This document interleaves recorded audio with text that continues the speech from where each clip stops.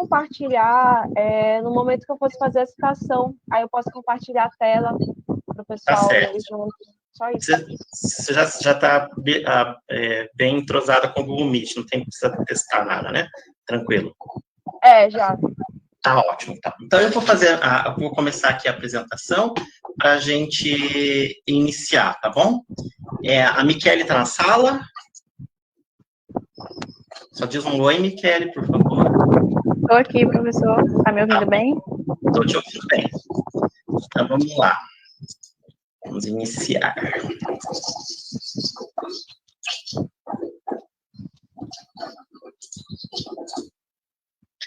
Joel. Eu vou pôr a apresentação e iniciar para poder já liberar, né? Já? Então, tá ótimo. Então, vamos lá. Então, mais uma vez, boa tarde a todos e todas. É um prazer que hoje nós temos mais um encontro do Literatura e Invisibilidades. O título de hoje, Epistemicídio como Projeto, Política, Educação e Racismo. Então, nosso ciclo se chama Literatura e Invisibilidades, porque nós tratamos de pensar, discutir, debater questões ligadas à cultura, à produção cultural, às invisibilidades, e, sobretudo, a produção cultural, epistemológica, literária, de conhecimento, dos sujeitos dissidentes das normas, né, das normas de gênero, de sexualidade, de raça. Então, são temas importantes para o nosso ciclo de literatura e invisibilidades.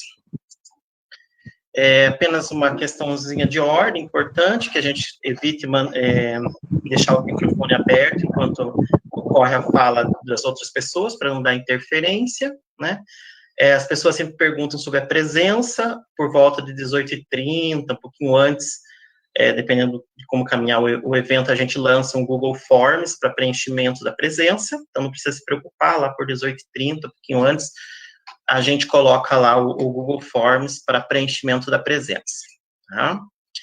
Os certificados ficam prontos em até 15 dias, então dos encontros anteriores, do primeiro e do segundo encontro já estão prontos, quem participou já pode acessar no SIGA.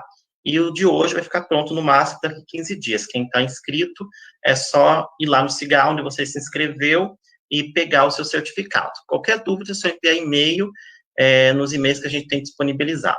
E a gente incentiva o chat que seja usado para o debate, para fazer perguntas e comentários sobre a palestra de hoje. A nossa programação também pode ser acompanhada na nossa página, então hoje nós temos a alegria, né, a honra de termos a professora Lívia Noronha, na semana que vem nós temos o Preto Michel, depois nós teremos uma professora da Federal da Paraíba, e no final nós teremos duas professoras de comunidade quilombola, que vão falar sobre resistência e educação nesse contexto de pandemia na comunidade quilombola. Então, tem uma programação intensa aí. Como eu disse, semana que vem nós temos o Preto Michel, com o tema Literatura Periférica como Instrumento de Transformação Social. Todos os nossos encontros nós fazemos uma homenagem, então eu vou pedir a Michele para que faça a leitura dessa homenagem de hoje.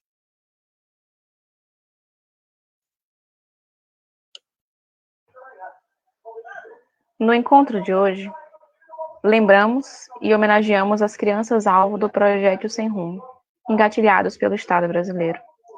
Crianças como Agatha Félix, como Cauê, como Cauã Peixoto, Marcos Vinícius, Kathleen, Jennifer.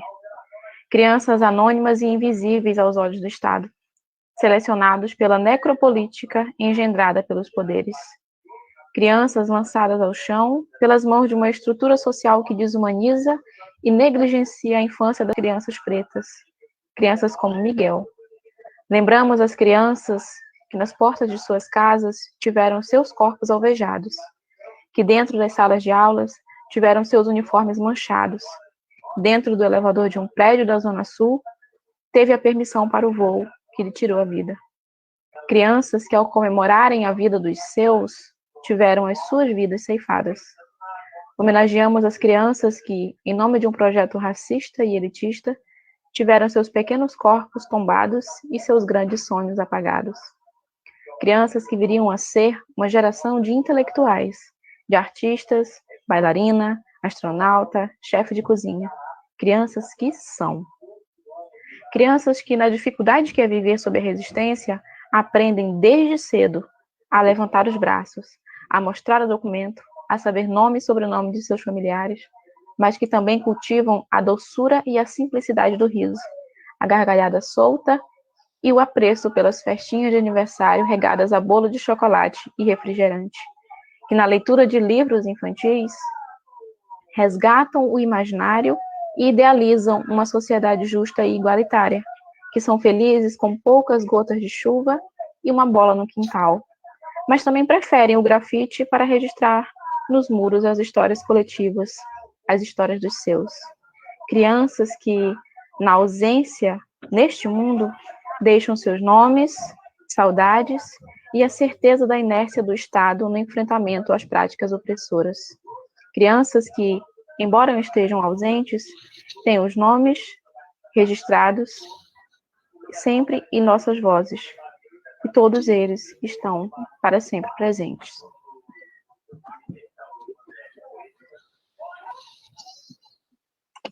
Então, pelas nossas crianças, nós dedicamos esse encontro de hoje para que nós possamos refletir e existir e lutar para que haja nesse país um pouco mais de justiça e que se pense mais nessas crianças que são violentadas, violadas diariamente pelo Estado brasileiro, pelo racismo, pela homofobia, pelo patriarcado, pelo heterocapitalismo.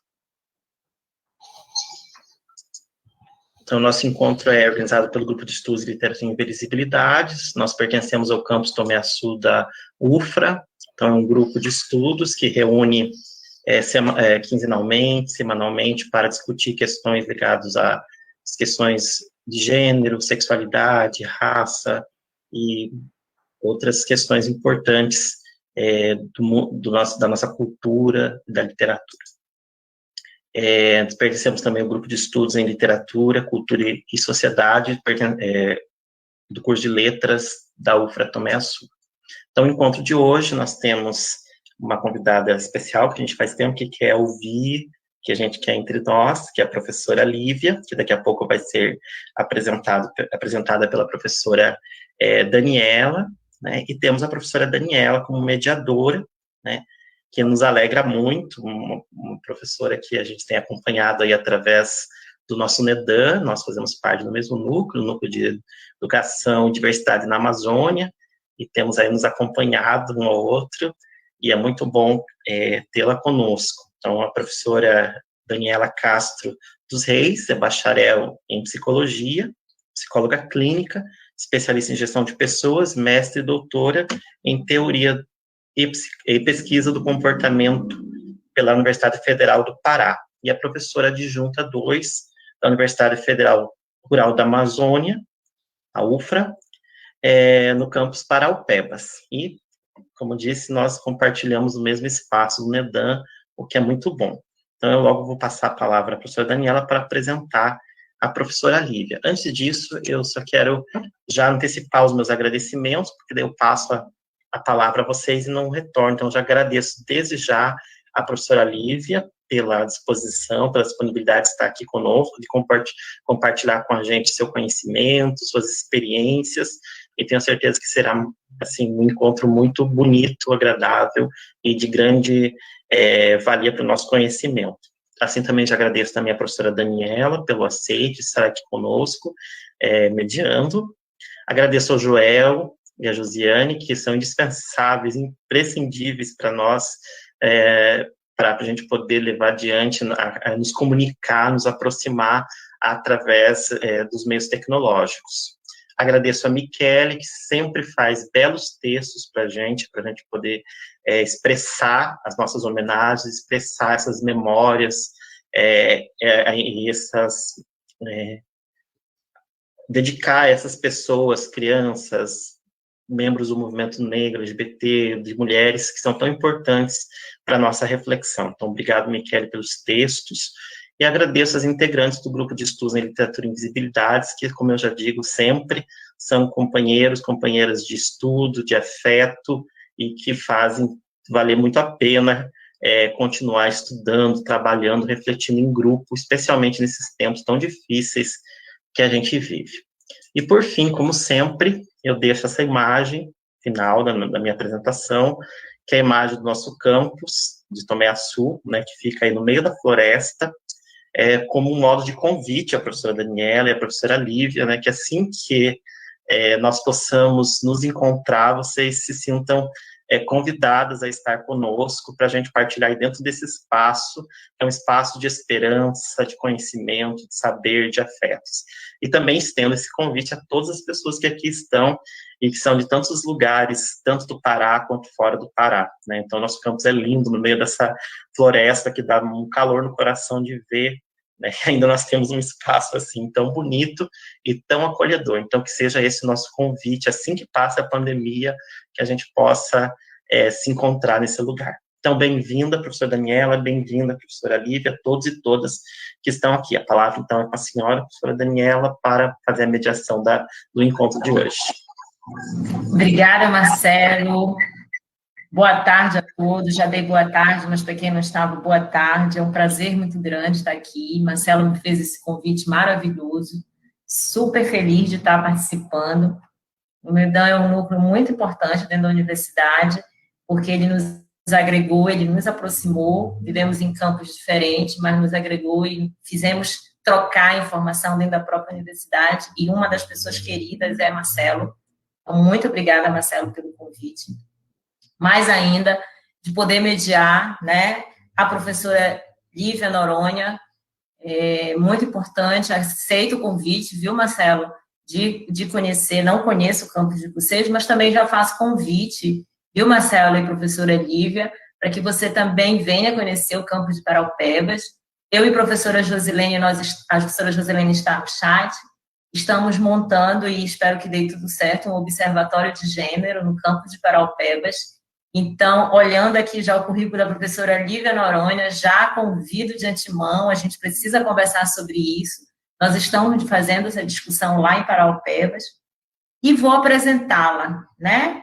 Lívia Noronha, 31 anos, é bacharela e mestre em filosofia, foi professora substituta do curso de filosofia da Universidade do Estado do Pará, professora colaboradora do curso de educação do campo na Universidade Federal do Pará, foi integrante do coletivo Juventude do CEDEMPA, Centro de Estudo e Defesa de Negros do Pará, Grande CEDEMPA, a idealizadora e coordenadora geral do Cursinho Popular R Existência, atua como educadora popular há 9 anos, é feminista, negra e mãe, pesquisa filosofias femininas e afrodiaspóricas, é isso, professora Lívia? E, atualmente, é coordenadora da Coordenadoria da Mulher de Belém. Professora Lívia, seja bem-vinda, fique à vontade, o espaço é seu, você tem de 30 a 40 minutos, e depois a gente abre para as perguntas. Obrigada mais uma vez, seja bem-vinda. Obrigada, professora Daniela. Boa tarde a todos, todas e todas. Obrigada. Eu quero primeiro agradecer o convite, né? Agradecer ao professor Marcelo, que fez esse contato, agradecer e parabenizar vocês também, né, por fazer esse ciclo de literatura e invisibilidades em debate, que traz temas tão importantes, né? E é sempre tão bom ver a academia debatendo esses temas, é sempre tão bom ver a academia rompendo os muros, né, da própria academia, debatendo invisibilidades que muitas vezes são invisíveis, né, dentro da própria academia. É muito importante ver gente escrevendo em primeira pessoa também, né, falando a partir do seu lugar social, né, a partir do seu lugar de fala. Isso é muito... enche a gente de esperança. Então, agradeço o convite e parabenizo pela iniciativa, pelo ciclo de debates, pelos grupos de estudo. Agradeço o convite também para ir ao campus de Tomé-Açu e desde já aceito, tá? Para ir ao campus de Tomé Açu e de Paragominas, de Parauapebas. Fico muito feliz de saber que está tendo um observatório de gênero lá sendo construído, né? É algo que a gente discute em Belém. Eu conversei recentemente com uma professora da UFRA de Belém também a respeito da possibilidade, da necessidade de fazer um observatório de gênero também em Belém. Eu ia ficar só no agradecimento falando a respeito disso. Quero agradecer também a paciência de vocês, porque esse convite foi feito ano passado, e eu estava em campanha, e, enfim, fui candidata a prefeita na minha cidade, e acabei não conseguindo participar antes, então muito obrigada pela paciência.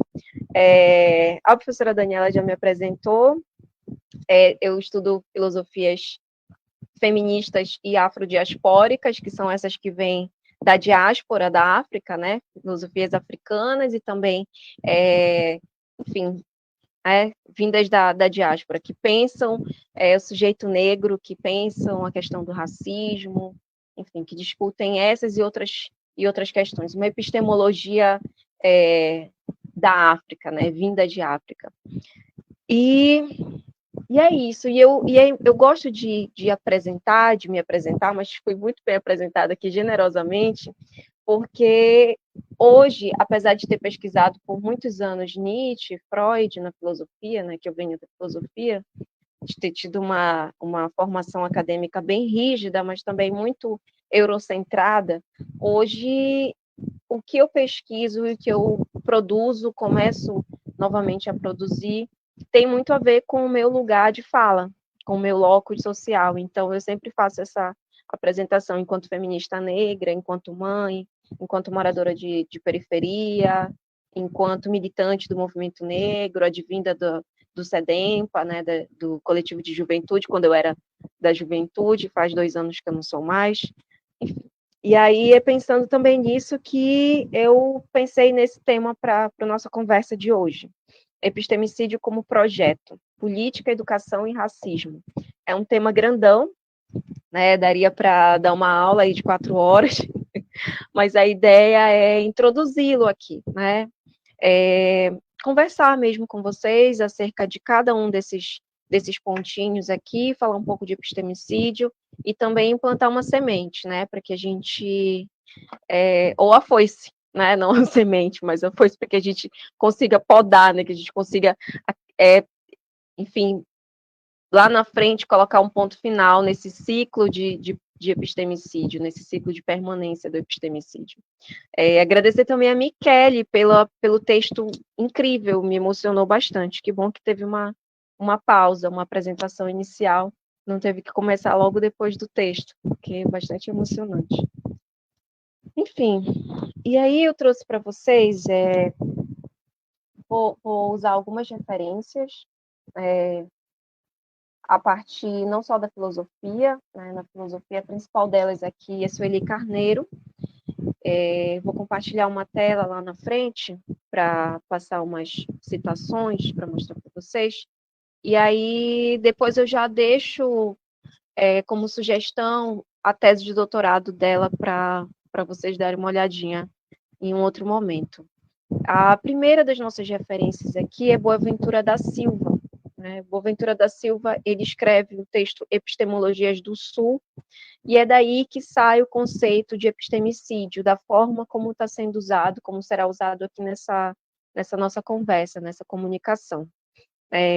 Quando Boaventura da Silva cunha o termo epistemicídio, ele quer falar de um apagamento de determinadas epistemologias, de um apagamento de determinadas produções de conhecimento, produção de saber. E aí, lá no Epistemologias do Sul, né, ele vai cunhar esse conceito para dizer que epistemicídio é um instrumento eficaz e duradouro de dominação étnico-racial. É um instrumento muito eficaz. E é também um projeto, político. E é dessa forma que eu quero falar. Sueli Carneiro, por exemplo, na sua tese de doutorado, vai dizer o seguinte: é pela negação que empreende da legitimidade das formas de conhecimento, do conhecimento produzido pelos grupos dominados e, consequentemente, de seus membros enquanto sujeito de conhecimento, que se faz o epistemicídio. ou seja, é uma negação, né? A palavra vem do termo genocídio mesmo, né? E o epistemicídio, de certa forma, produz genocídio e é produzido por ele. Epistemologias do Sul, esse texto escrito pelo Boaventura, vai falar justamente das epistemologias desse sul que a gente pode chamar de periferia do mundo, né, que hoje a gente chama de sul global, né, chama de periferia também, de países periféricos, e que por muito tempo nós chamamos de países subdesenvolvidos ou de terceiro mundo, que hoje a gente não chama mais, né. Esses países que foram, esses locais que foram colonizados e que estão ainda sob a colonização epistêmica, né? Ou seja, ainda que nós não tenhamos exatamente um modo, um sistema da colonização, né, ele existe na história, a colonização epistêmica enquanto sistema ainda existe, né? Que é essa imposição do conhecimento europeu, a imposição do modo de pensar, a imposição do modo de pesquisa, do padrão de estudo europeu, né? Que vem desde o iluminismo, a forma como a gente vê hoje, né? Desde Descartes, por exemplo, da divisão, aí trazendo a filosofia, a divisão entre corpo e mente, e colocando que mente é algo superior ao corpo, então quando a gente pensa um conceito, a gente se separa do corpo, que é algo completamente distinto de como as filosofias africanas, todas elas se fazem, por exemplo, porque para os sujeitos africanos, para os sujeitos negros, não há essa distinção. Nessas epistemologias do Sul, não somente africanas, não há essa distinção, da mesma forma como pensa Descartes, da mesma forma como o iluminismo institui enquanto forma correta, né, enquanto pensamento superior, como forma mais elevada de pensar e de produzir conhecimento, enquanto única forma possível, inclusive. Então, Epistemologias do Sul vai trazer justamente essas epistemologias, vai falar que essa forma de pensar existe, que essas outras epistemologias existem, e que é preciso que nós a conheçamos, né? Epistemologias locais do Sul, desse lugar.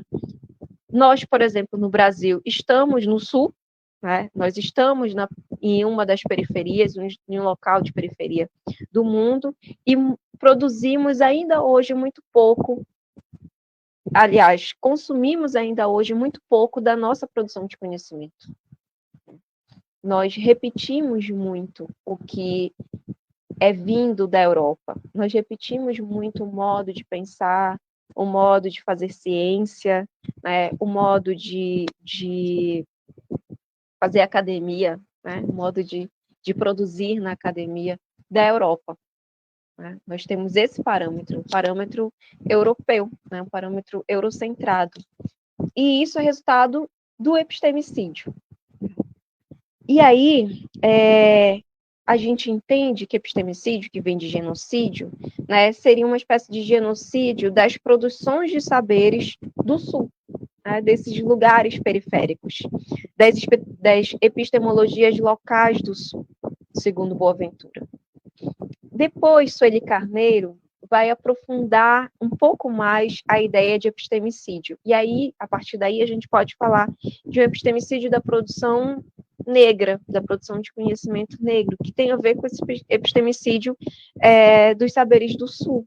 Mas a gente poderia falar também de um epistemicídio da produção feminina, porque quando nós observamos, para trazer a questão do gênero, quando nós observamos o que nós consumimos na academia, por exemplo, e é o que vai ser consumido nas escolas também, né? Nós percebemos uma ausência, um silêncio muito grande com relação às produções femininas, né? As produções de conhecimento a partir das mulheres, né? Das mulheres. Então, é possível falar também de epistemologia feminina, né? de epistemicídio feminino, de epistemicídio de produções feitas por mulheres. E aí eu vou compartilhar a tela aqui com vocês para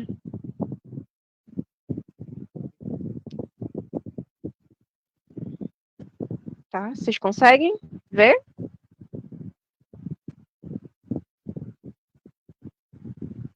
Deu certo? Não, ainda não, professora. E agora? Aí, escrita, mas ela está muito pequenininha. Mas Tá acho que você pequenininha. vai bem, né?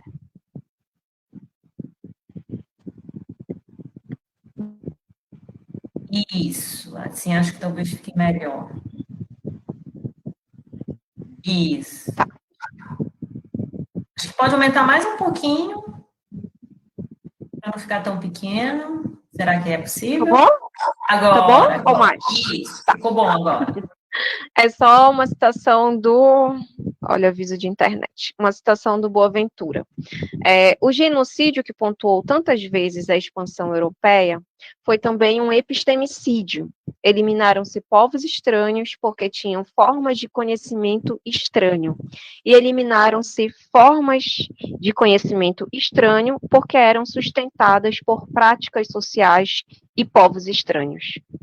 Mas o epistemicídio foi muito mais vasto que o genocídio, porque ocorreu sempre que se pretendeu subalternizar, subordinar, marginalizar ou ilegalizar práticas e grupos sociais que podiam ameaçar a expansão capitalista, ou, durante boa parte do nosso século, a expansão comunista, nesse domínio tão moderno quanto a capitalista. E também porque ocorreu tanto no espaço periférico, extra-europeu e extra-norte-americano do sistema mundial, como no espaço central europeu e norte-americano, contra os trabalhadores, os índios, os negros, as mulheres e as minorias em geral, étnicas, religiosas e sexuais. Então, quando a gente na academia, quando a gente na escola, né, cresce sem conhecer, sem ter acesso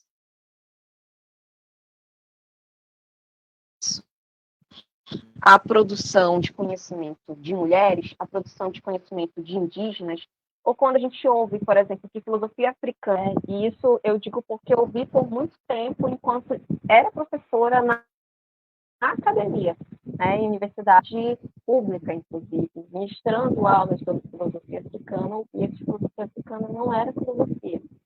E aí a gente percebe o quanto tem de racismo, né, nessa fala, nessa afirmação, nessa desconfiança, e o quanto tem de epistemicídio, né, que nesse caso é resultado do racismo.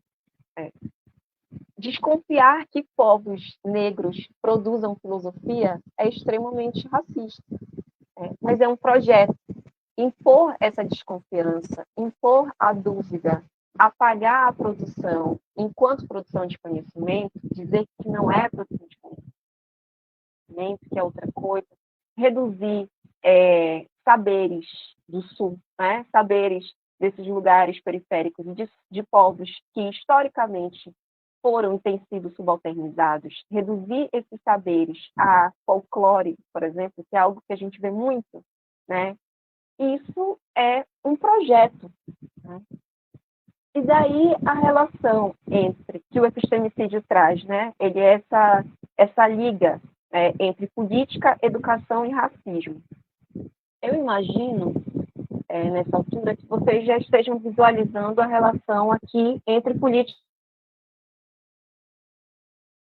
e racismo, porque a gente percebe que o epistemicídio ele liga, né, essas duas áreas, esses dois temas, né?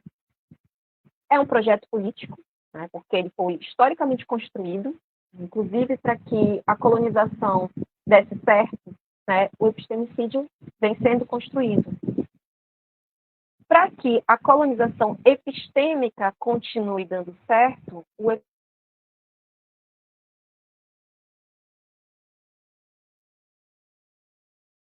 Lívia, tá só cortando para mim ou tá cortando para todo mundo?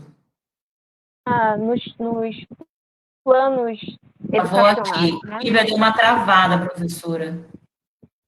Deu uma travadinha. Tá cortando aqui também, deu uma travada. Tem internet. E Aí agora, vocês estão ouvindo? sim. Aí tu volta um pouquinho, tá? Voltou. Onde vocês ouviram até onde? Vocês ouviram até onde, mais ou menos? No início da tua fala. Parou na parte, trata-se de um projeto político historicamente construído. Tá. parte do projeto político. Eu falei várias vezes de projeto político. Vou voltar. Então, a gente percebe que o epistemicídio é um projeto político, né? Eu estava falando que vocês já deveriam ter percebido, talvez, que a relação, né, como ele relaciona política e racismo, né? Porque o epistemicídio é resultado também do racismo, ele produz e é produzido pelo racismo, né? Não que haja somente epistemicídio da produção de pessoas negras, né? De todos os povos subalternizados, de todos os locais considerados que são locais periféricos, né? Os lugares do sul, que o Boaventura chama, mas lá na frente a gente vai entender o que é que educação tem a ver com isso, né? A gente percebe a relação entre política e racismo e epistemicídio porque entende que o epistemicídio sustenta, né, o sistema. Além de ser um projeto político, ele é para sustentar o racismo também. E ele foi pensado também para que a colonização desse certo. Mas, além disso, quando a gente finaliza a colonização enquanto sistema, enquanto processo histórico, existe ainda uma colonização em curso, que é a colonização epistêmica. E o epistemicídio sustenta essa colonização epistêmica, e é sustentado por. E aí eu dizia que a gente percebe isso quando observa as nossas emendas, quando observa os planos municipais, estaduais, nacionais de educação, quando a gente observa os projetos políticos pedagógicos, né, e percebe a ausência de muitas produções, percebe a ausência de produções de determinadas populações, de determinadas classes. E essas classes, essas populações, são sempre aquelas que historicamente têm sido subalternizadas. Então, é um projeto, não é por acaso. E nós somos construídas também para não perceber isso e reproduzir. E aí nós seguimos reproduzindo e produzindo epistemicídio. Apesar de sermos, né, nós aqui, a gente está falando da Amazônia, né, a gente está falando do Brasil, e a gente continua reproduzindo e produzindo epistemicídio, que é um tiro no pé para a gente, né, porque a gente deixa de ter acesso à produção dos nossos ancestrais. A gente deixa de ter acesso a quem nós somos, a nossa identidade, né, e entra em contato somente com... Está travando de novo. Travou? Voltou? De vez em quando. Mas está dando para me entender? Sim, de vez em quando trava, mas está dando para entender. Pelo menos aqui, sim. Tá. Dá para entender. Tá. É internet, gente. E é isso, né? Me perdi um pouco com a história da internet travando. E eu vou trazer outra citação agora da Sueli Carneiro, então, sobre epistemicídio, não mais do Boaventura. É a última, tá?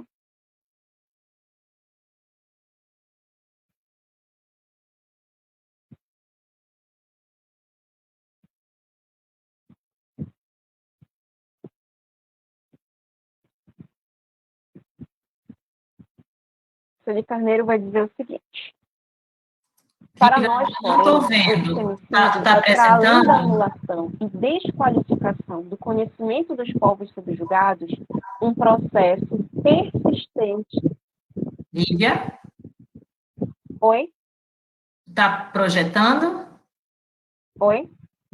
Você está projetando? Está travando de novo? Está projetando? Está apresentando? Sim. Aparece para vocês? Não, ainda não. Por isso que eu te interrompi. Sim. Ainda não estamos vendo. Eu acredito que ainda não seja só para mim, né? É só para mim que não está aparecendo. Vocês podem se comunicar no chat. Não está aparecendo, Lívia. Era bom sair, né? E voltar de novo para tentar apresentar. Sair que eu falo não da sala, né? Sair. É que ela não você não abriu a apresentação, você está deixando a tua imagem. Tá. conseguem me ouvir também? Ouvir sim, Lívia. Tá, eu vou só ler, então. Tá, só não tá mais a tua imagem também, só a tua foto. Ok? Tá. Para Só tua nós, foto. porém, o epistemicídio...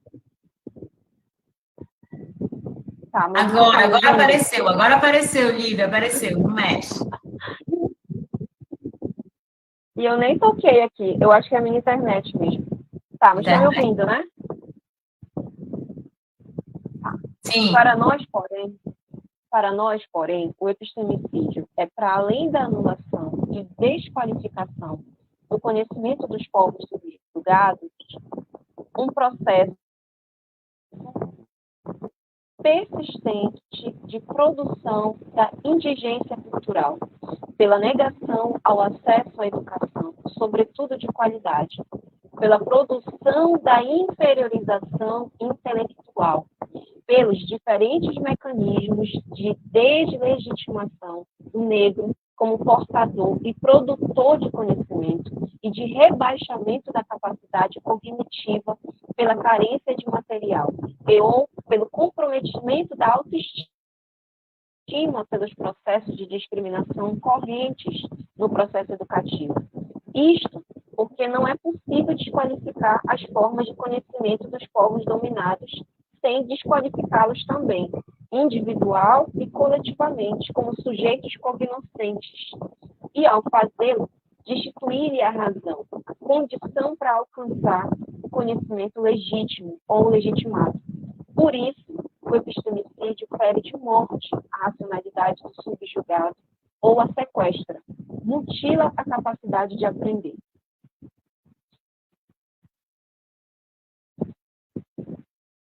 Tá. Vocês ouviram bem? Sim, ouvimos. O que a Sueli Carneiro está colocando é justamente como funciona o epistemicídio e também quais as consequências dele. E aqui a gente não tem como fazer a ponte mais nitidamente entre epistemicídio e racismo. E a gente precisa, entendendo que o epistemicídio é um projeto, que ele é uma política, ele se constrói enquanto política educacional, inclusive, daí a relação com a educação, porque muitas vezes a gente repete que a educação salva. A educação salva, a educação nos salvará, etc., mas a gente precisa dizer qual educação salva. Que educação é essa?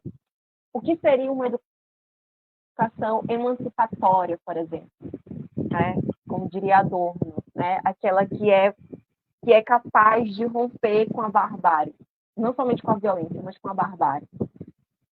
E aí, para fazer essa conexão, a gente precisa entender o que é, de fato, racismo. Porque a gente percebe pela fala da Sueli Carneiro que o epistemicídio, ele sequestra a nossa capacidade de aprender, a nossa capacidade de pensar, de questionar, ele sequestra a nossa racionalidade. Historicamente, as pessoas negras, nós negros, temos sido desumanizados. E lá no iluminismo, porque a gente falava desse modo eurocentrado de pensar, do iluminismo, lá no iluminismo a gente entende que ser humano é ser racional, é poder pensar, é ter razão.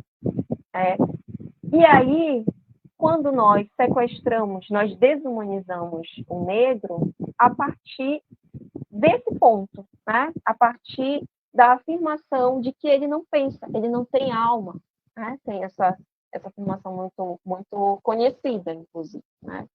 O negro não tem alma, não tem psique, não tem capacidade de pensar e, portanto, não tem capacidade de produzir ciência, conhecimento, seja o que for.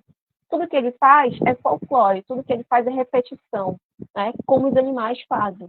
Então, sequestra a sua capacidade cognoscível, a sua capacidade cognoscente. Esse sujeito, ele não produz conhecimento e ele é incapaz de produzir. E essa capacidade é sequestrada quando se repete historicamente por séculos que nós somos, por exemplo, descendentes de escravos e não de pessoas escravizadas. Então, existe uma categoria para fora do humano que é o escravo. Ele não é humano. Ele não produziu nada de bom. E aí, hoje, por exemplo, é mais fácil a gente acreditar que ETs construíram, com todo respeito, a gente aqui acredita, ufologia, etc. Mas assim, é mais fácil a gente acreditar que ETs construíram pirâmides do que pessoas negras construíram, né? O Kelly está falando do preto de alma branca, né? A gente pode comentar sobre isso também, Kelly. Uma ideia é como você entende que esse preto tem alma. Então, essa alma é branca, já que não existe uma alma negra. Né? Tipo isso. Então, é sequestrada essa capacidade. E isso é um projeto, né? Para que a colonização epistêmica agora, a colonização continue em curso. E aí a gente precisa entender o que é racismo. Ainda que hoje todo mundo fale muito a respeito de racismo, ainda que desde ontem esse tema tenha voltado a explodir no Brasil, por exemplo, a partir do Big Brother, né? Ou de qualquer coisa que a gente observe assim, na televisão, um programa de fofoca hoje fala sobre racismo. E ainda que nós sejamos um dos países mais racistas do mundo, e com a maioria negra, a gente ainda tem muita dificuldade de entender o que é racismo de fato. E a gente confunde muito racismo com preconceito.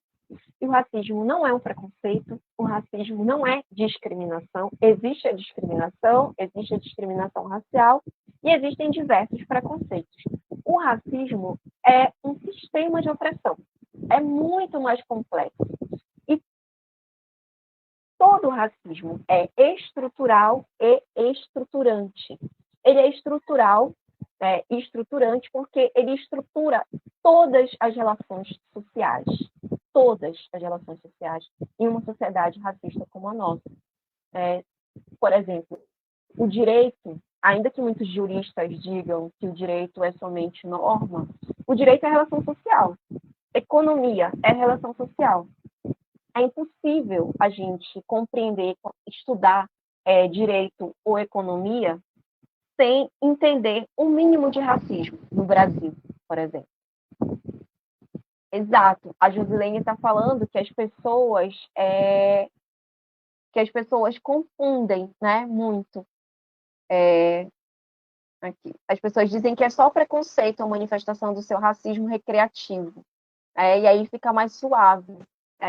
O racismo recreativo é uma forma de manifestar o racismo.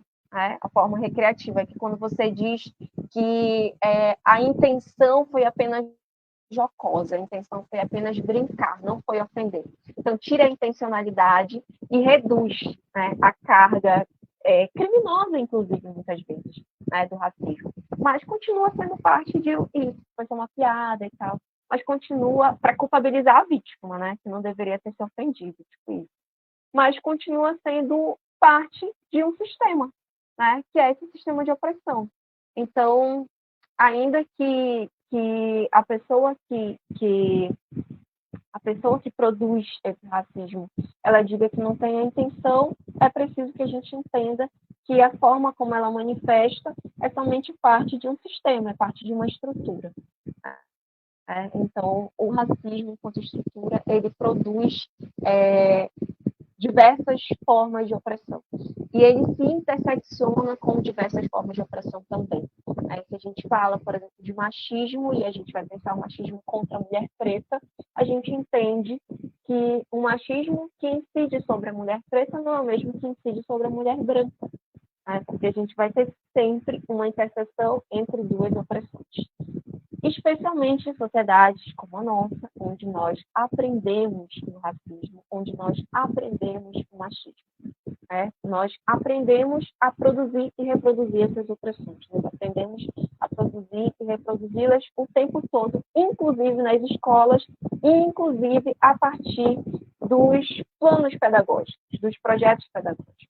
É aí que entra o epistemicídio novamente.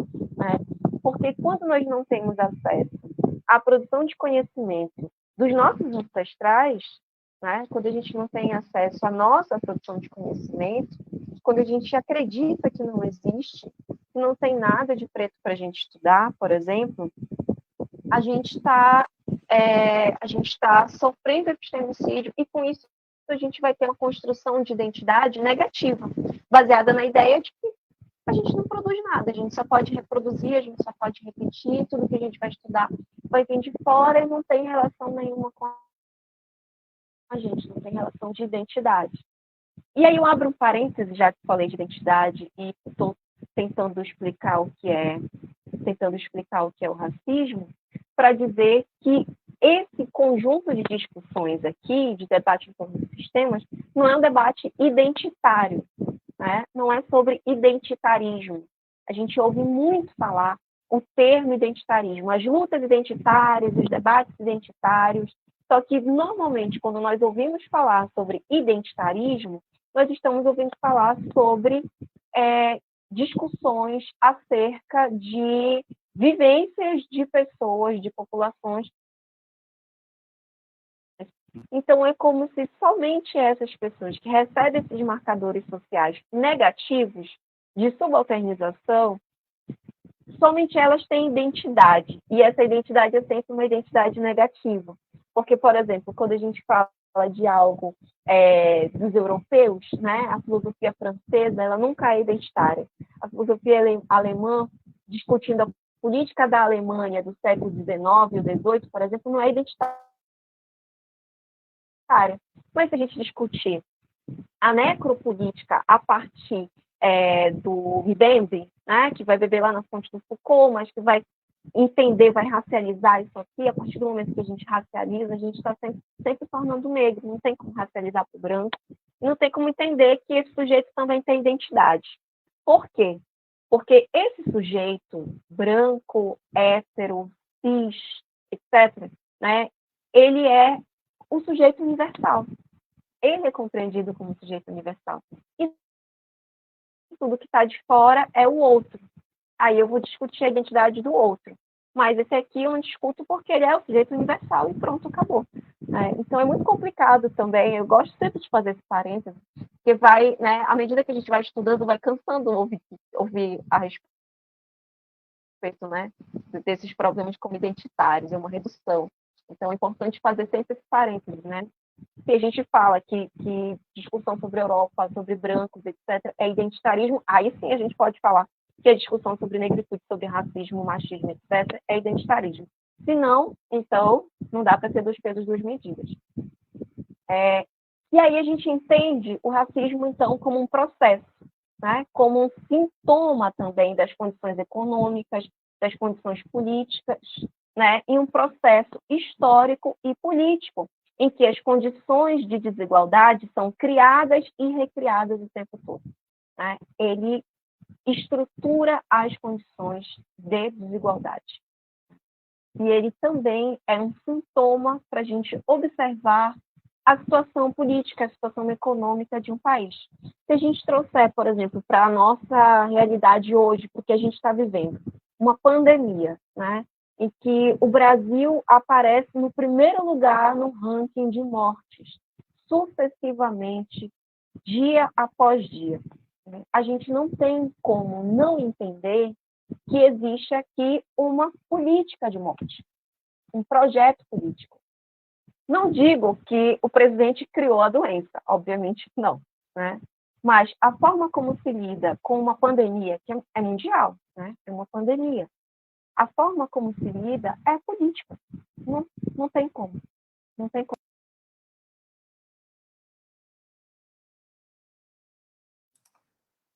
Bem, a professora Lívia caiu. O professor Marcelo vai tentar ver o que aconteceu, né, professor Marcelo?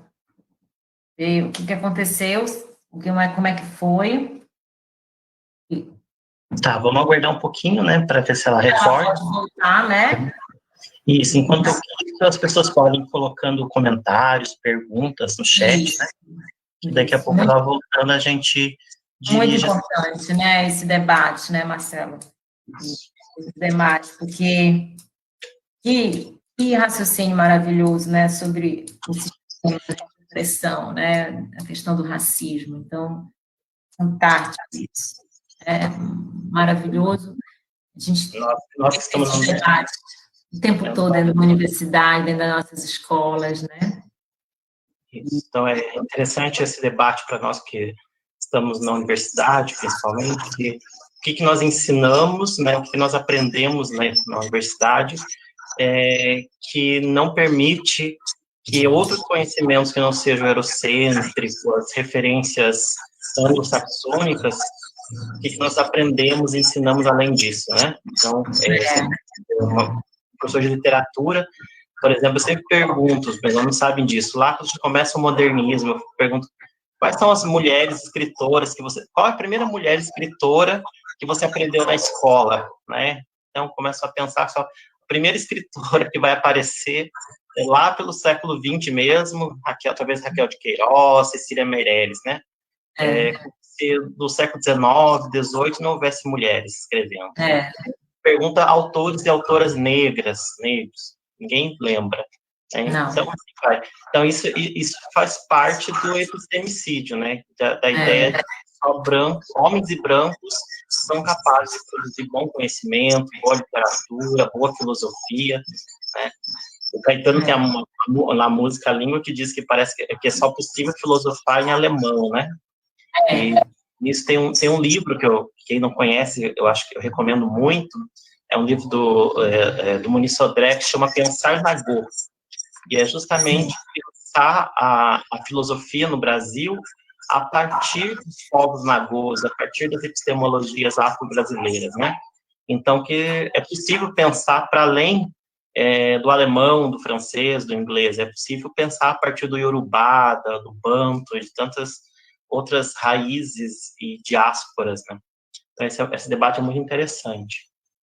Marcelo, tu chegou a ver, ou quem, né, teve acesso, eu estava até procurando aqui na internet, eu não lembro se foi pela Unesco, se foi pela ONU ou pela própria Unicef, e foi lançado, porque a Lívia estava falando da filosofia africana, né, e foi lançado, acho que uma coletânea de 15 livros, um resgate da filosofia, né, dos povos africanos. E eu lembro que eu vou até fazer o resgate disso, porque teve um período que ela ficou disponível e que nós poderíamos baixar. Hoje ela é comprada, mas era uma coletânea e foi mas eu não lembro, eu queria até perguntar para a Lívia, quando ela voltar, né, sobre os escritos, né, e era a filosofia, né, dos povos africanos, e ela falou disso logo no início, né, eu queria saber se ela conhecia, eu estou tentando achar, mas eu não estou conseguindo agora, neste momento, não sei se tu já tiver, se bem que a Lívia discute mais, né, o processo filosófico, né, talvez ela tenha muito mais acesso o que eu conheço é uma produção da Unesco de história do continente africano, né? Que é enorme, acho que são uns 8 volumes também, muito grande, e está disponível em PDF, é possível encontrar na internet, né? É muito legal, assim.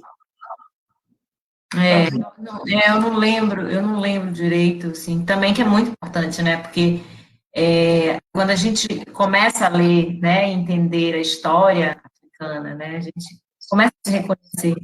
Tem uma experiência lá no campo de Paraupebas, eu, professora Josilene, e aí a gente falando um pouco do povoado mais indígena, né, nós temos povoado, olha o Joel colocando ali, o Marcelo também, isso, filosofia africana.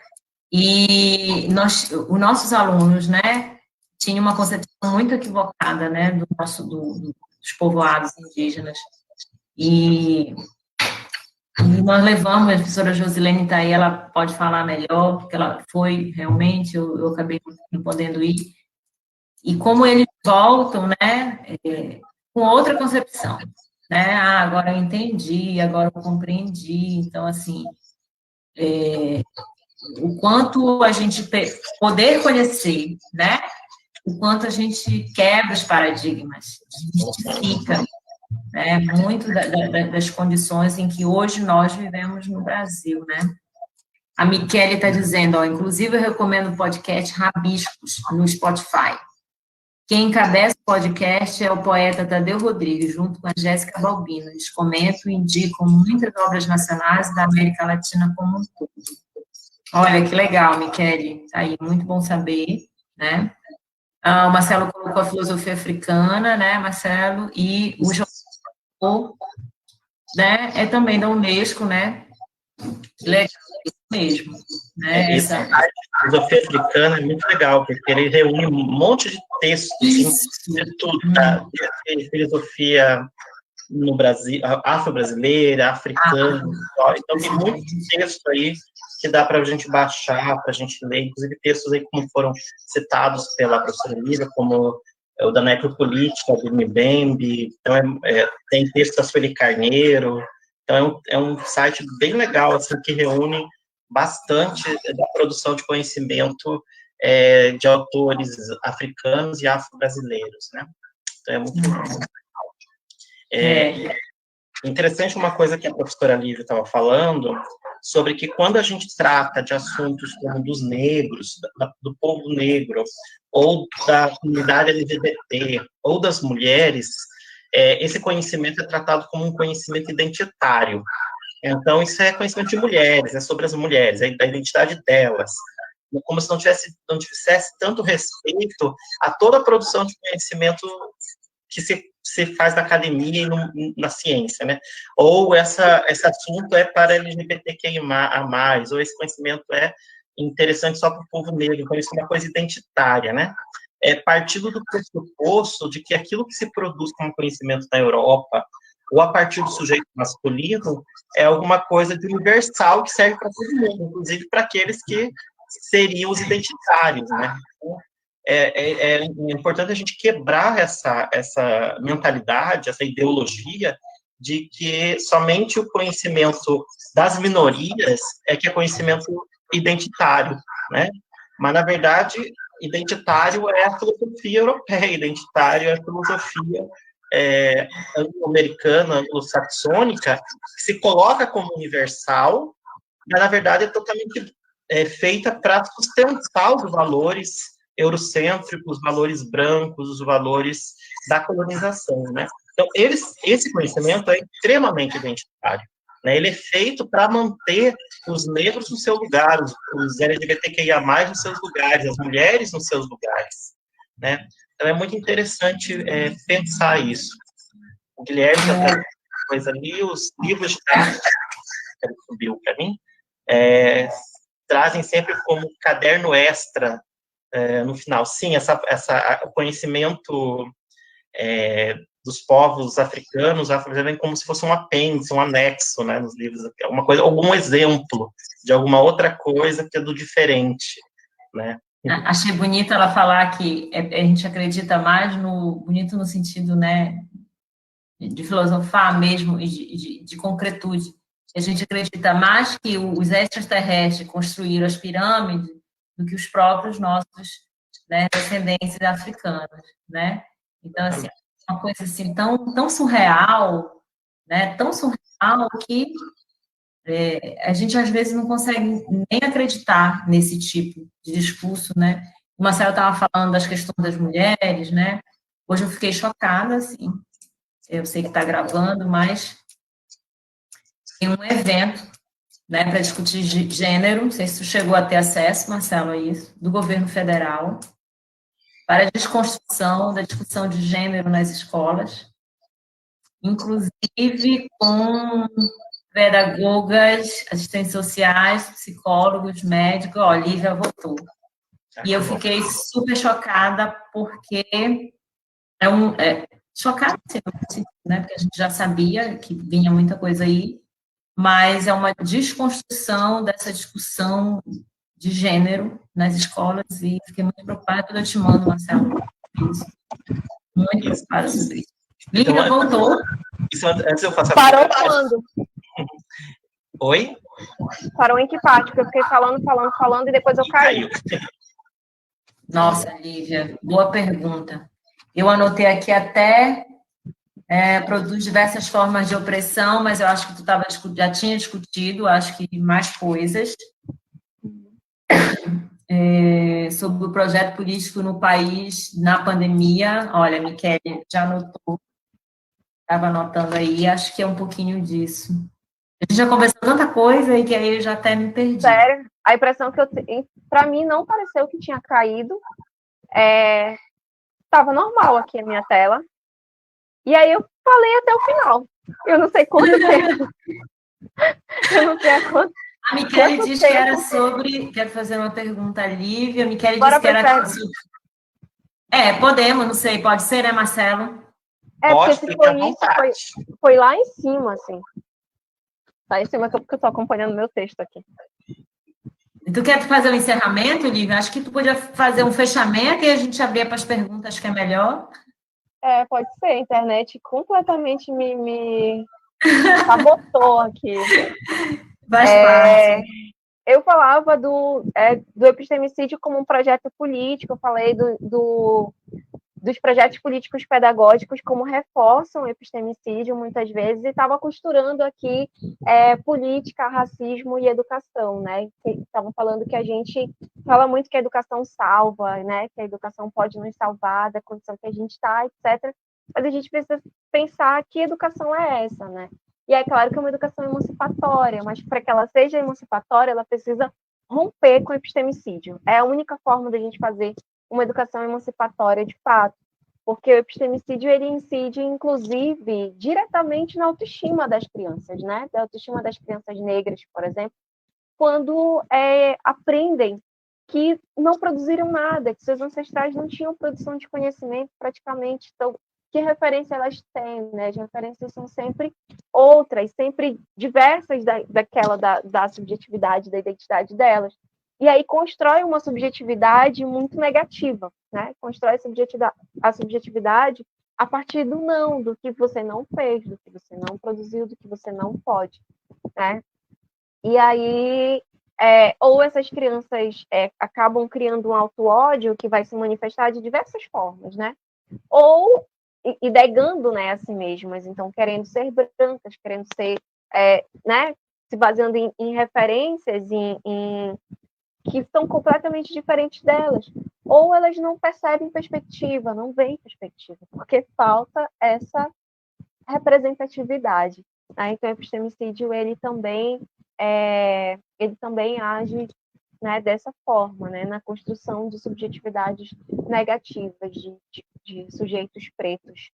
E aí eu falei da questão da racialização, da importância, né, que o branco geralmente não é racializado, ele é entendido como um sujeito universal. Então, quando a gente fala em racializar, em sujeito racializado, é sempre o preto, é sempre o indígena, e o branco precisa se racializar, precisa se pensar também a partir da raça, né? Quais as implicações do fato de ser pessoa branca, o que é branquidade, etc. Né? Isso é necessário, inclusive para a gente poder pensar esse rompimento com o epistemicídio. E aí, lá para frente, voltava a ideia do epistemicídio enquanto projeto político e fazer um link com o que a gente tem na atualidade, né, dessa necropolítica, que a gente... Necropolítica é um conceito pensado a partir do conceito de biopolítica, né, do Foucault. A ideia o poder incidido diretamente sobre os corpos e decidindo quem vai viver e quem vai morrer. Né? E na pandemia a gente vê isso muito de pertinho, assim, muito real, é muito real. Né? Como a necropolítica, essa política de morte, decide aqueles que vão morrer primeiro. Né? Os que serão subnotificados, os que serão... Enfim, é até complicado a gente ficar dando detalhes e falando muito sobre isso, porque a gente tem perdido tanta gente, né? E todos os dias, enfim. Mas a gente percebe, a gente está vendo isso na prática, assim, muito de perto. Então, a gente percebe o quanto a política, os projetos políticos, eles estão presentes, né? Mesmo naquilo que parecia imperceptível. E o epistemicídio é uma dessas coisas, né? Parecia imperceptível. E aí faz parte do projeto, né? Que a gente não perceba. Então é isso, pensar uma educação emancipatória, pensar uma educação que salve a gente, né? Pensar uma educação que rompa com o epistemicídio, mas faz parte do projeto também que a gente não perceba isso, que a gente não consiga fazer. Então, toda a estrutura educacional que a gente tem hoje, seja nas escolas, seja nos planos de educação, a que nível, dependente do nível que a gente pensar, seja nas nossas emendas, seja nas universidades, toda a estrutura, ela está dizendo para a gente que é quase impossível romper com esse epistemicídio. Então, travar a luta mesmo, resistir e enfim, travar a luta, não tem outra expressão, né? Buscar o rompimento com o epistemicídio. E aí, no final, eu parabenizei também, novamente, esse ciclo de debates, porque é um ciclo de debate que está fazendo justamente isso, né? Travando luta para que seja possível a gente romper com essa estrutura, né? Com esse sistema de opressão, de apagamento de diversas construções de conhecimento. Então, obrigada. Lívia, obrigada, né? Uma pena a gente ter perdido um pouquinho, mas eu acho que é de fundamental importância essa discussão. A Michele coloca, né, que a própria dificuldade de abordar esse tema em alguns espaços é difícil. Eu falo muito isso na universidade, na UFRA, nós que trabalhamos com a diversidade, o Medan, né? É muito difícil falarmos para os nossos pares, né? Uma série de temas, eles não querem ouvir. O pior é você não querer ouvir, ou você não querer nem debater. Isso é muito ruim, dentro da própria universidade. Então, isso é muito ruim, né? Essa discussão. Tem o Guilherme Araújo dos Santos, ele fez uma pergunta. Guilherme, eu posso ler a sua pergunta ou você quer fazer a pergunta no áudio? Guilherme está aí? Será que ele me ouve? Pode ler. Está no chat. Eu vou fazer, depois ele pode. Eu quero fazer uma pergunta para a Lívia. Você acredita que o Brasil tenha, não por motivos que não cabe discutir aqui, uma forte tendência dentro dessa discussão sobre epistemologia a reafirmar ou vários projetos de dominação, até mesmo que talvez nunca tenha se propondo a se olhar no espelho? Aí ele coloca: me parece que o Brasil está sempre se negando. Os museus, simbolicamente, literalmente pegam em fogo as traças. Os principais escritores sempre estão fugindo de ser relacionados a este debate. Aí, acho que é isso. E de polema, a propaganda da Caixa sobre Machado de Assis há um tempo atrás.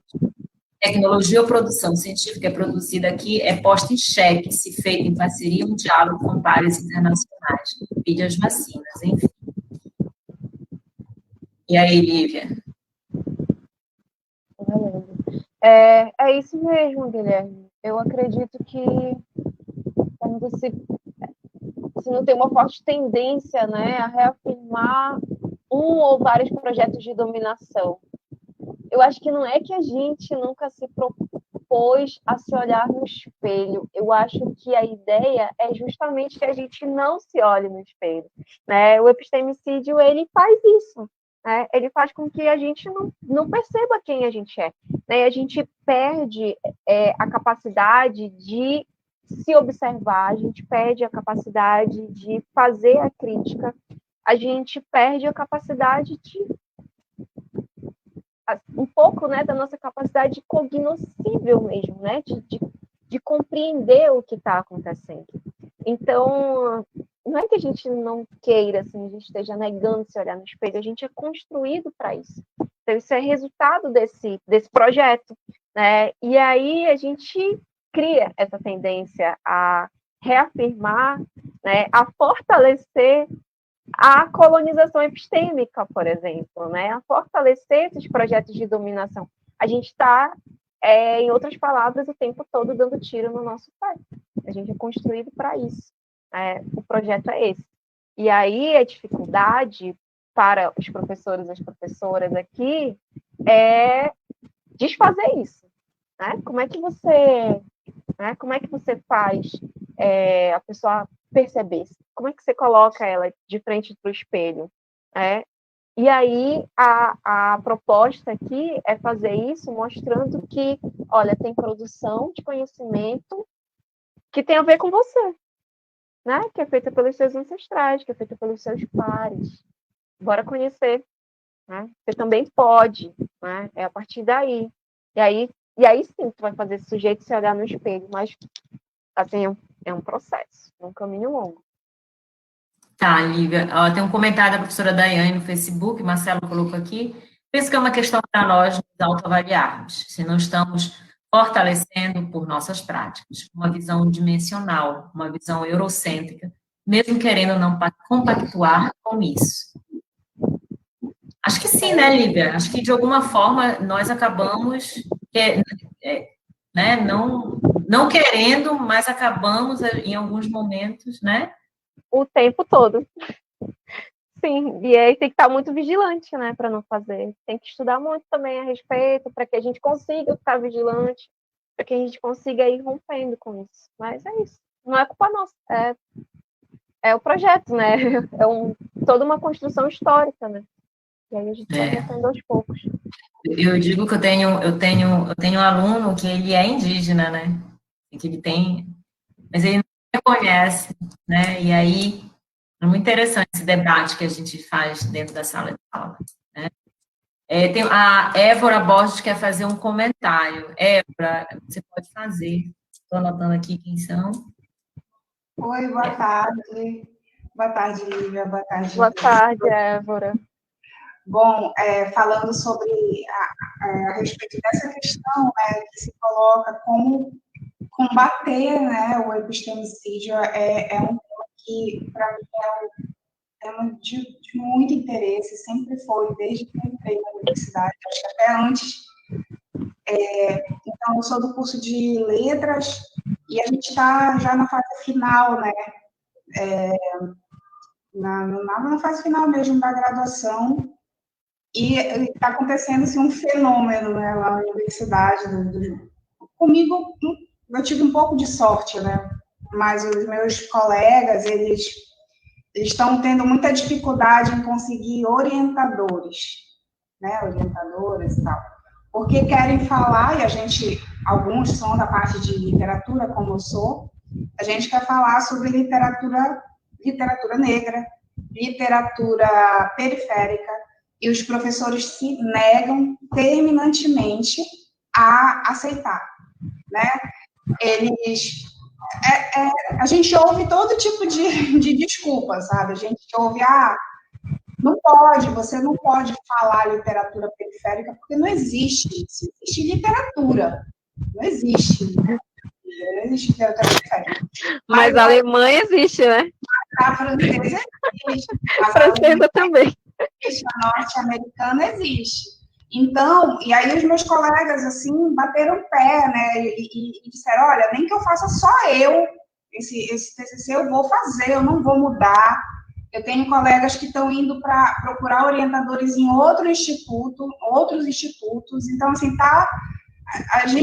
é uma coisa que dói na gente, sabe? O meu TCC é sobre mulher negra. Como eu falei, eu tive sorte porque eu consegui uma orientadora, eu já estava de olho nela desde quando eu entrei na graduação, eu sabia que ela era a única que iria aceitar. E foi a única, eu tive sorte dela querer me orientar. Mas os meus colegas, eles estão com essa dificuldade, então, assim, isso retrata um pouco de como é difícil, sabe? De como é difícil a gente romper com isso, sabe? E eu vejo que isso é muito...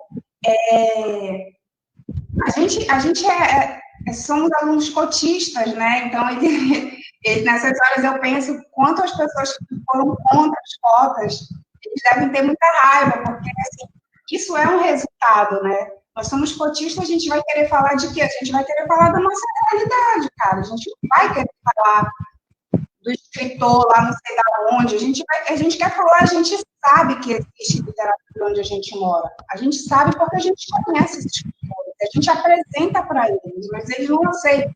Então, no máximo, eles dizem assim, olha, mas você pode usar esse escritor, mas você tem que fazer uma intertextualidade com o escritor não sei da onde, lá, não sei do quê. É como se fosse uma forma de legitimar. Eu só posso falar da Shaira Preto Michel se eu fizer uma leitura do trabalho dela com uma escritora francesa. Então, assim, é um saco total, dá um ódio, mas a gente está vivendo isso lá, assim, sabe? A gente está nesse processo final de fazer, de escrever TCC. E isso mostra a dificuldade, né? Porque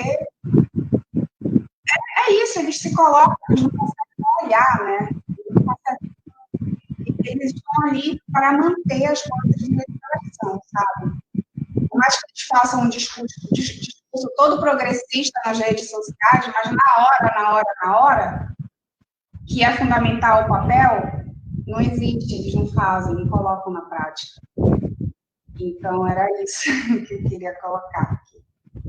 Obrigada, Évora. Professora Lívia. É isso, né? Évora disse tudo. Infelizmente, é a realidade que a gente tem. Já ouvi muito, Évora, sendo professora universitária, né, de universidade pública.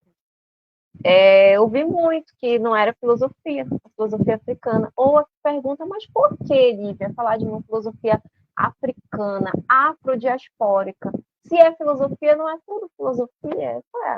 Mas eu passei anos estudando filosofia alemã, Nietzsche, depois Freud, ninguém me questionou.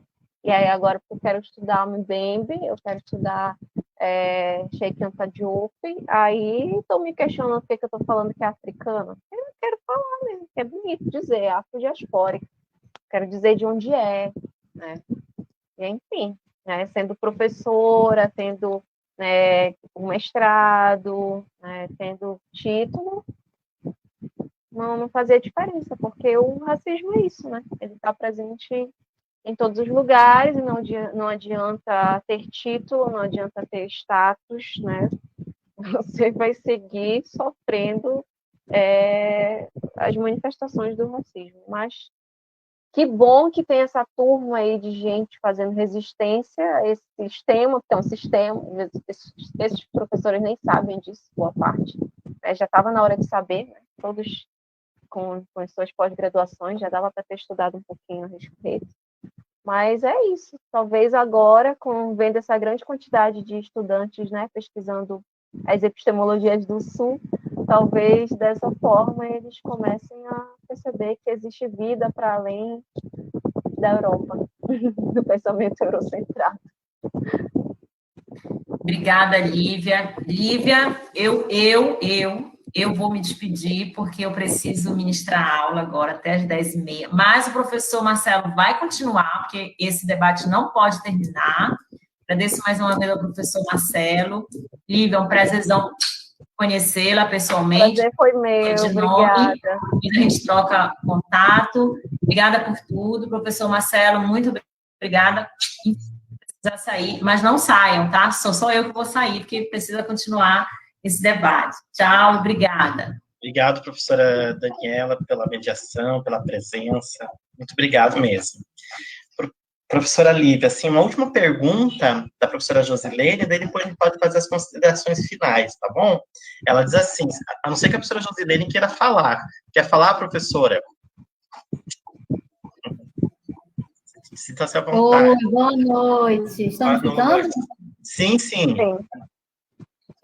Nossa, Marcelo, te parabenizar por esse debate, né? Você tem organizado eventos muito interessantes na UFA para fazer a gente quebrar a cabeça e pensar mesmo. Eu acho que esse é o objetivo, né? A professora Lívia estava falando disso, né?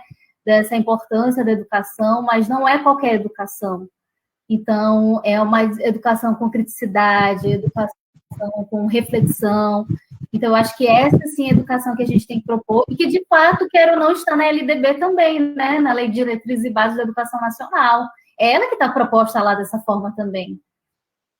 E aí eu coloquei com a fala da professora Lívia, eu me lembrei muito, eu estou lendo o livro do Eduardo Viveiro de Castro, de Metafísicas Canibais, e aí eu estou quebrando a cabeça, obviamente, porque o Eduardo é bem pesado, mas eu tenho pensado muito nisso, né, sobre essa questão da exotização do outro, né, e que, infelizmente, na universidade, às vezes a gente vê nós vemos eventos em que, vamos chamar os indígenas para falar, vamos chamar os quilombolas, vamos chamar determinados grupos minoritários, mas você chama representantes desses grupos mas ele tem um lugar de exótico ali naquele evento. Então, isso é muito preocupante, porque você tem que fazer um debate de igual para igual, de reconhecer a existência daquela pessoa, daquele outro grupo, como tão importante quanto o debate acadêmico que a gente faz dos europeus, com o debate de ser e existir eurocêntrico. Então, assim, é uma primeira barreira que a gente tem que quebrar, né? Eu acho muito importante ter esses eventos em que a gente traga, né, as pessoas para falar dos seus grupos, da sua realidade, da sua cultura, mas não neste lugar de exótico, né? Mas no lugar de que ele tem um saber, que ele tem poder de dizer sobre a sua cultura e que aí é diferente. Então, infelizmente, a gente também tem que quebrar essas barreiras dentro da universidade. E, queira ou não, por exemplo, eu digo isso muito a partir do curso que eu fiz, né? Eu sou formada em Direito, sou professora de Direito na UFRA. E a minha literatura que eu vi durante toda a graduação é italiana, é alemã, é francesa, então completamente eurocêntrica. E eu estou muito, muito feliz, e tenho estudado isso, inclusive, esse debate de decolonialidade do direito na América Latina. Isso é muito legal. Você encontra um outro mundo, uma outra realidade que é bem aqui do lado, mas que era inacessível, por exemplo, na graduação. Então, é esse tipo de debate que a gente tem que travar, esse tipo de debate que a gente tem que colocar em sala de aula, são essas referências que a gente tem que colocar, inclusive, para os nossos alunos em sala. Então, esse debate que você traz, inclusive de gênero, também é algo que é um esforço que a gente tem trazido lá no Parauapebas, eu e a professora Daniela, e a gente sabe que tem pares, né, colegas nossos, servidores, que não querem falar, não querem participar de debate de gênero, né? A gente facilita algumas oficinas sobre violência de gênero, aí a gente, queira ou não, percebe aquela movimentação, lá vem o pessoal, né? Lá vem a mulherada discutir feminicídio, discutir Lei Maria da Penha, então, assim, são inúmeras trincheiras que nós temos que atravessar, mas a educação, ela é a base de tudo isso, a gente tem que colocar em prática o que a LDB está dizendo, sabe? De impulsionar a reflexão dos nossos alunos, a criticidade dos nossos alunos, porque só assim a gente muda mentes e corações. Obrigada.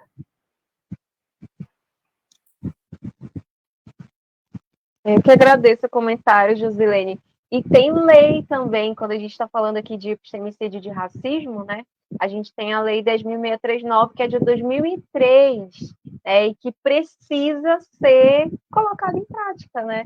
Mas para que a gente consiga, a Lei 10.639, ela fala justamente da obrigatoriedade, né? Da obrigatoriedade do ensino da história e da cultura afro-brasileira no ensino básico. E aí a gente não vê essa lei ser implementada de fato, né, na maioria das escolas, mas justamente porque não há a implementação do ensino, né, da cultura e da história afro-brasileira nas universidades. Então a gente não forma os professores para isso. Se a gente não formar os professores para isso, a gente vai continuar descumprindo a lei nas escolas. Então é um ciclo, né, vicioso. E aí é preciso que a gente esteja nessas trincheiras. Eu digo a gente porque não estou professora agora, estou coordenadora, né, status de secretária aqui na Prefeitura de Belém, mas a gente continua sendo, né, professora, continua pensando como professora. Então, a gente precisa continuar nessas trincheiras para fazer essa mudança, porque tem que vir daqui mesmo, tem que vir do ensino superior para que seja possível no ensino básico. Parabéns, viu, professora? Continue resistindo. Então tá. Professora Lívia, então eu abro assim para a senhora fazer as suas considerações finais. Ainda a gente tem algumas coisas assim, muito interessantes para debater, mas já pelo avançado do tempo. Então eu queria que a senhora fizesse as considerações finais, dissesse, né, aquilo que talvez aquela pergunta que não saiu aqui no nosso chat, mas que de repente a senhora gostaria de ter respondido. Enfim, fica à vontade para fazer as suas considerações finais. Não pensei na pergunta que não saiu, que eu gostaria de ter respondido. Eu acho que o debate foi muito bom, a conversa foi muito boa aqui. troca, né? Só quero agradecer mesmo, novamente, agradecer o convite, a paciência de todas e todos e todos que continuam aí, mais de 50 pessoas. Tem algumas pessoas que eu conheço, a Évora, por exemplo, vi que tem outras pessoas daqui de Ananindeua, de Belém, de outros lugares. Agradecer mesmo e pedir que vocês não esqueçam dessa conversa que a gente teve hoje, que vocês acessem, procurem lá a tese de doutorado da Sueli Carneiro, o texto do Epistemologias do Sul, do Boaventura da Silva, enfim, pesquisem sobre epistemicídio, pesquisem mais sobre esses temas que a gente debateu aqui, não deixem ficar só aqui nessa conversa, que ela é muito inicial, e vamos tentar colocar em prática nas nossas salas de aula, na nossa convivência com as outras pessoas, na nossa relação com a gente mesmo também. Tá bom? Obrigada, gente. Ótimo. Se quiserem, eu posso depois mandar por e-mail o livro do Boaventura, Epistemologias do Sul, para todos que se inscreveram. Quem não se inscreveu, mas está participando, dá para se inscrever ainda, porque a gente deixa aberto até o final do dia lá a inscrição, daí depois a gente só faz a checagem com quem assinou ali o Google Forms para constar a presença. Então, se você não se inscreveu, dá tempo de se inscrever. E daí, assim, a gente também pode mandar por e-mail depois o livro do Boaventura, para quem desejar, que a gente tem o PDF aqui. Tá bem? Então, agradeço, professora Lívia, a sua presença, que era sempre muito desejada por nós, pelo nosso grupo de estudos em literatura e invisibilidades. Agradeço a presença de todas, todos que estão aqui hoje. Agradeço o Joel, mais uma vez, que tem contribuído tanto para a gente com essa questão da transmissão, que é muito importante para nós. As professoras do NEDAM, a professora Josilene, a professora Dayana, que estava pelo Facebook, a professora Daniela, que também é do NEDAM, a professora Cíntia, que é do curso de letras, que também estava aqui, ela saiu recente, que foi porque tinha aula.